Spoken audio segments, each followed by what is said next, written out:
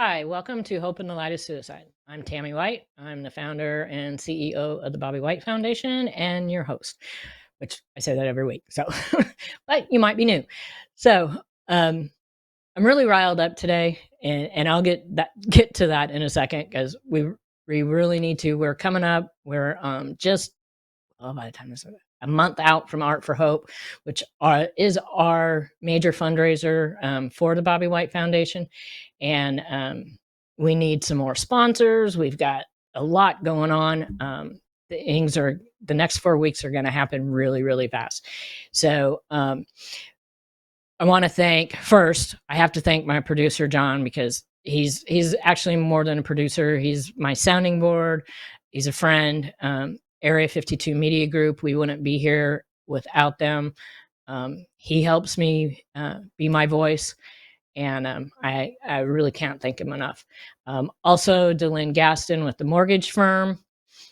Anything mortgages, if believe me, and I say it over and over again, if you need a mortgage or you're looking, say you're just you're thinking about buying a house, please get in touch with her because she can really help you make the whole process easier. It can be really kind of daunting out there with stuff like that, but she's so kind and she will help you. I had to redo stuff after losing Bobby, and they just made the process so much easier. And I am so grateful because it allowed me to be able to stay in our home that at the time we had lived here just over 25 years, and now I've been here 32 years and have no intentions of leaving, but yeah, you need to talk to her. So again, we have Art for Hope. We've got it coming up on September 12th at the Hilton Garden Inn at the Suncoast in 54, which is a really great location because it's easy for anybody in the Tampa Bay area to get to. It's from 6 to 7 p.m. We have we're going to be having light hors d'oeuvres. It is a cash bar. I'm not going to pay for your drinks, but they're pretty reasonable. And we have cookies for dessert. Our dessert sponsor, well, here we go with this first. Okay. Our Hope presenting sponsor, which is our biggest sponsor, of course, Area 52 Media Group. Our Dolly sponsor, as you notice, most of them is artist sponsors. So the Rotary Club of the Nature Coast, which is the Rotary that I'm a member of, and our Da Vinci sponsor, Precision Survey and Mapping. They've been with us also from the very beginning. And now we go to Leanne's cookies. Cookies, our dessert. Her cookies are awesome. And if you go to her website, she can ship cookies nationally, and they are honestly the best cookies. And our photographer is back, and even after having a little medical thing, Rick Redmond is gonna be doing the photography again, and we really appreciate the support. I truly, I am just so fortunate that the support that I get from my friends in the community in this endeavor that we have taken on. So and art. That's it. We have art. We're gonna have tons of art.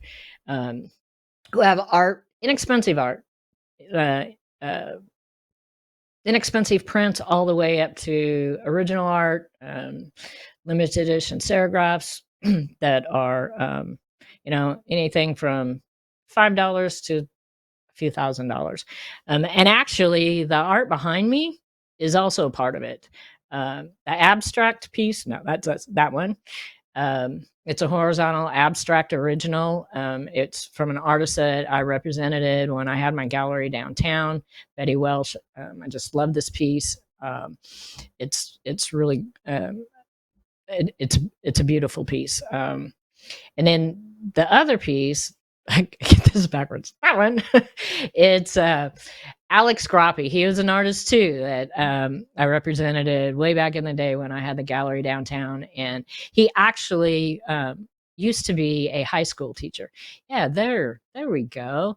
There's the art. So like those sculptures that are in the pictures there, those sold last year. But that's kind of gives you an idea of what we got going for Art for Hope. And we'll have a similar setup this year. Like I said, we've got tons of art. But this that piece is called "Let the Games Begin," and with we just had the Olympics. That's one of the pieces that he did. This is a different piece than I keep doing that. This is a different piece than the other pieces that I have from him.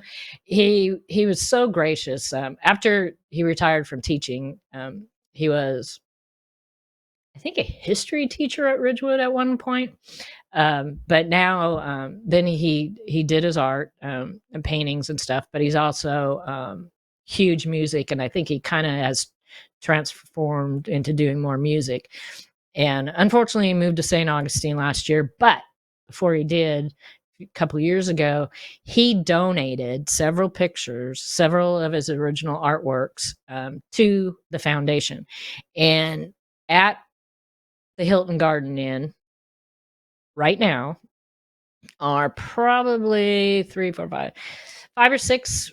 Oh no, more than that. There's we have over half a dozen, probably 6 or 7 pieces, original pieces of artwork of his that are hanging down there that will be available. They're available now, but if they haven't sold prior to, they will be available at Art for Hope. So, and I'll be adding more information about these pieces and other pieces in the comments on our Art for Hope Facebook page and on the Foundation Art for Hope page. So if you're really super interested in something that we have put out there prior to the fundraiser, just contact us and we'll work things out for you. Try to make it as easy as possible. They're really great pieces of art, and and plus you're doing a good thing for the foundation, because that helps us put on the programs that we have for the foundation, like our Purple Folder program, which is our folder that we get out to lost survivors as soon after a suicide as possible. It may not be right away. If it is and they're not ready for the information, at least you have something physical in your hands. People have often asked us, if we have it available, digitally online, and we don't. And I don't know that we ever will, because I feel personally that it needs to be something that you have in your hands physically. You can go online and find a whole bunch of other stuff, but I want this to be something that you physically have in your hands. And we can send these anywhere across the United States, which we have. We've sent them as far as Washington State. We can add some tailored information for lost survivors to get help in their area or region, and we have done that. And one of our other programs, I keep fiddling with the name. It's our Hope Helping Scholarship or Hope Scholarship Fund, and basically it's just something that we have if we have the funding to help lost survivors just take better care of themselves, because that's one of the hardest things to do, is to make sure that you're taking care of yourself, whether that is going to get your hair cut, or have somebody wash your hair, or have somebody come clean your house for you, or do yard work. Those were things that I needed, and not just particularly, after the loss, but within 3 months after losing Bobby, I severely broke my leg, and I couldn't do these things. And fortunately, I had people, that jumped in to help out, and not everybody has that. So we want to be able to help and be that resource, because we've been there and we know what it's like. And it's difficult. Sometimes it's just difficult on a normal day if you don't have anything happening, but you're going through something like this. That's just more added stress, and that doesn't help you with your self-care. And then, of course, we've recently started our support groups. And something I wanted to mention, and I had it written down. Where is it? There it is. Okay. So with our support groups that we started the West Pasco one in May. We started the Spring Hill, Hernando County one in July. So the West Pasco group meets on the third Thursday of the month. The Spring Hill group meets on the second Wednesday of the month. But Walmart has a program, and I'm not a big Walmart fan, or I should say I wasn't. Now I've kind of changed my tune, which is my privilege. They're very philanthropic, which I did not know. So with these groups, they're actually helping us with our support groups. 2 Walmart stores have granted our foundation for our support groups. Spring Hill store number 6207 granted the foundation $250 towards our Spring Hill support group. And the Hudson store 5266 granted our foundation $500 towards our support group. So with that helps us with extra things that we want to be able to do to bring to our people that come to our groups, such as I'm going through right now, which I started a while ago, but it kind of gave me the push to finish it. Getting a certification for art therapy.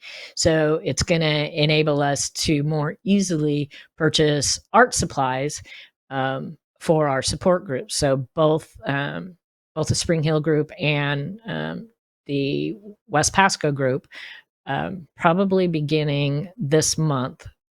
It'll be a slow rollout. We will have, things like that, just little things, to do to help us along.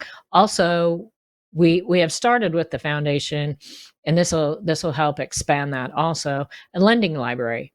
So we have books that we have started to collect that to lend out to people that we are supporting through the foundation, and that's gonna help us increase that also, and maybe buy some little treats or snacks along the way, water.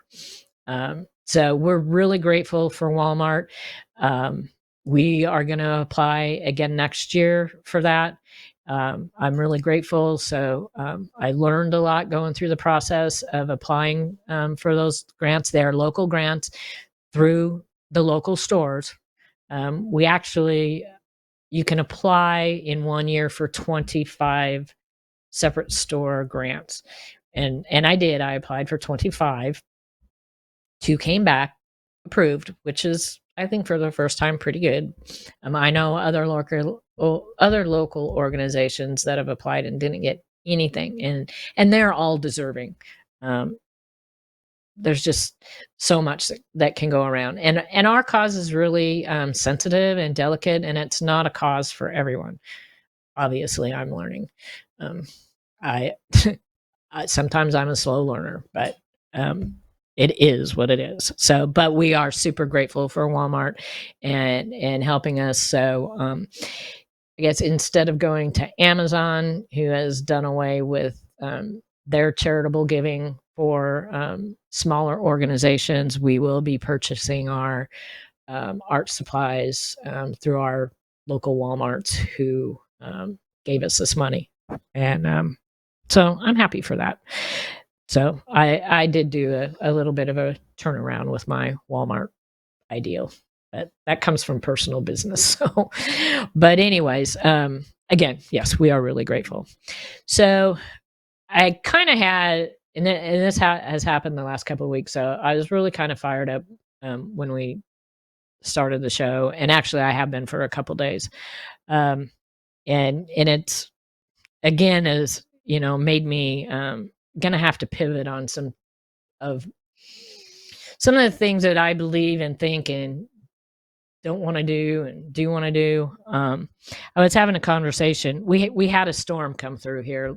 Fortunately, please put your prayers out for the people affected by Tropical Storm and Hurricane Debbie. Again, we got super, super lucky. Lot of rain, which we really needed. Our lake is starting to fill back up again, which I'm really grateful for. We did is have some branches come down and cleaned out our trees, which is kind of good this time of year. A couple times. So I was over at my neighbor's helping her clean up a couple big branches, and she at first she wasn't going to tell me, but we talk every day, sometimes multiple times a day. She's been one of my other super supports.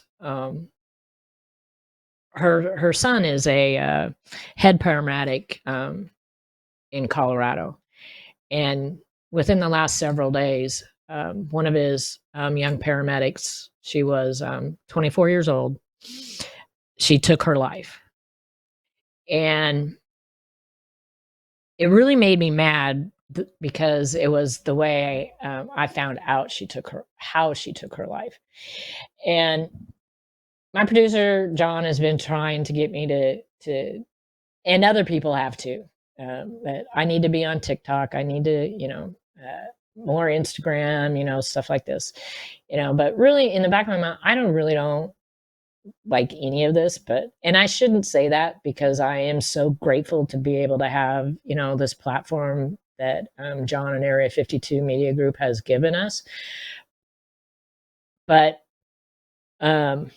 this girl, she went on to social media, and this just happened to be TikTok, but I have been informed that it's on all social media platforms, so it's a whole social media platform fight.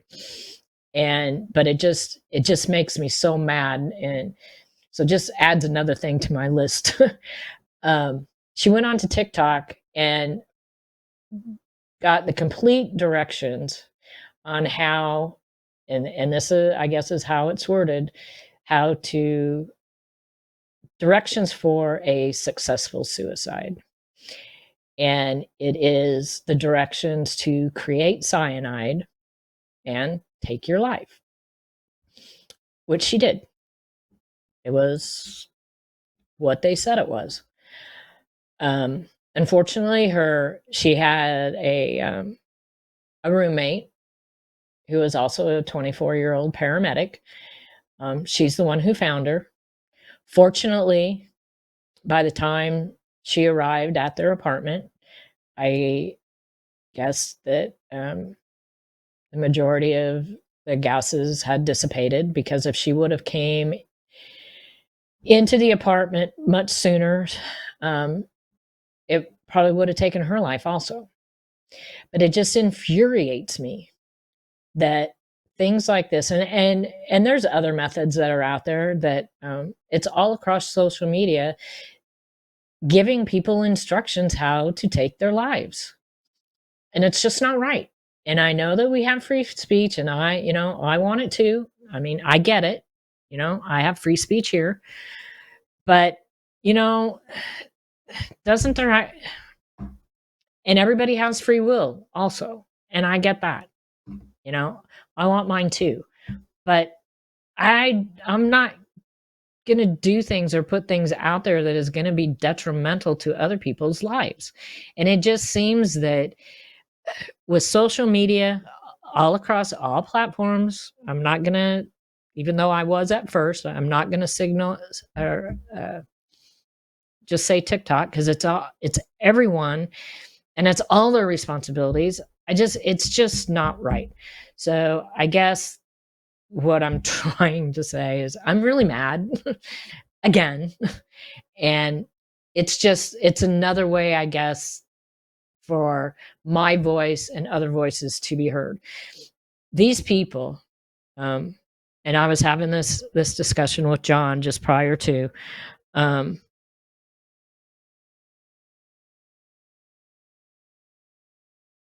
it's sad that I have to be here to do this, but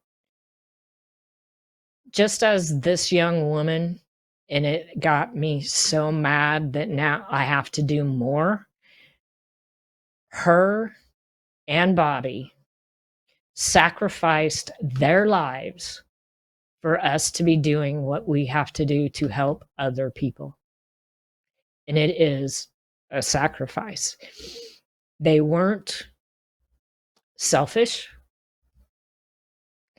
It makes me mad when people say that. I had an uncle not long after Bobby died tell me that Bobby was selfish, and it was after my dad died also, which my dad died 5 weeks prior to Bobby, and he said that they were both very selfish.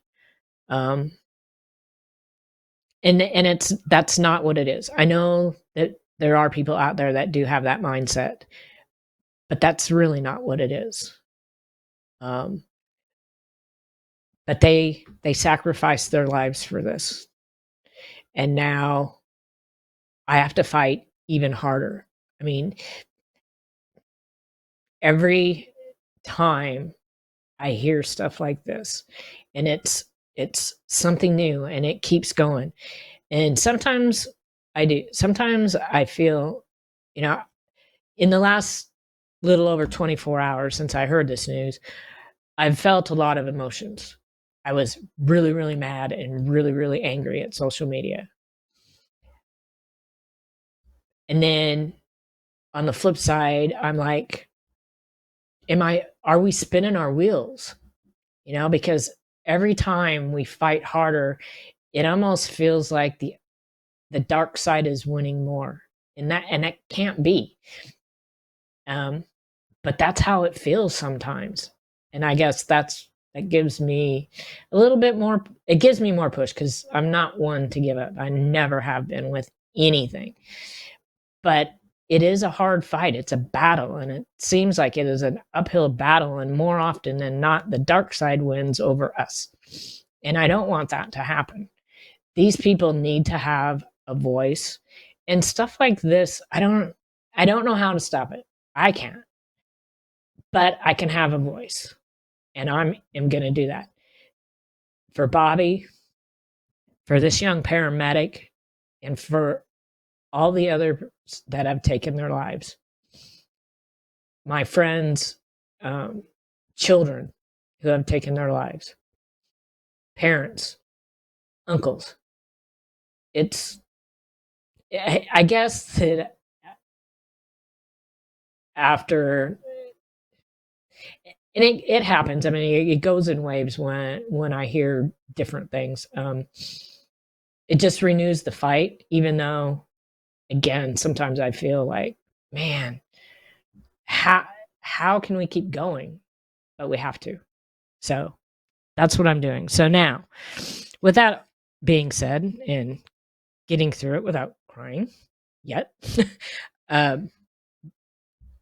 don't know when, but in the near future, like very near future, we're going to be out there on Instagram and TikTok, and I'm going to be advocating for these people more with the social media stuff. With my husband, it wasn't social media, but with these young people, that's, yeah, it's social media is not helping.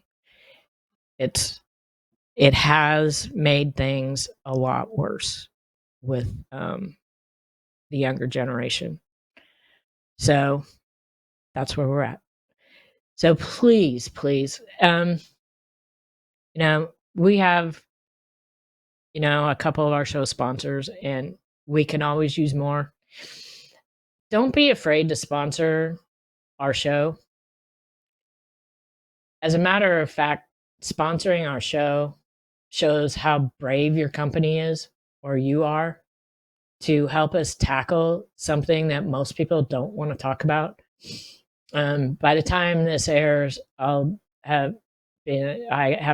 be speaking at Community Service Council, and at the end of the month, I'm going to be speaking at the business lunch at the Center Club in Tampa.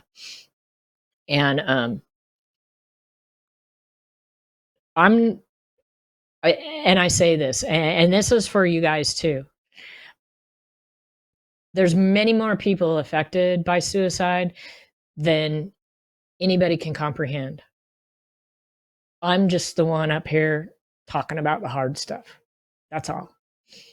And it's about all of us. It's not just about me and my experience, my families, my friends.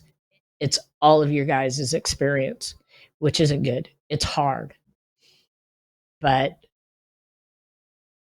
talk saves lives. So we can't be afraid to talk about it. We can't be afraid to share. That's why we need people's help. That's why we need sponsors, so we can keep doing this.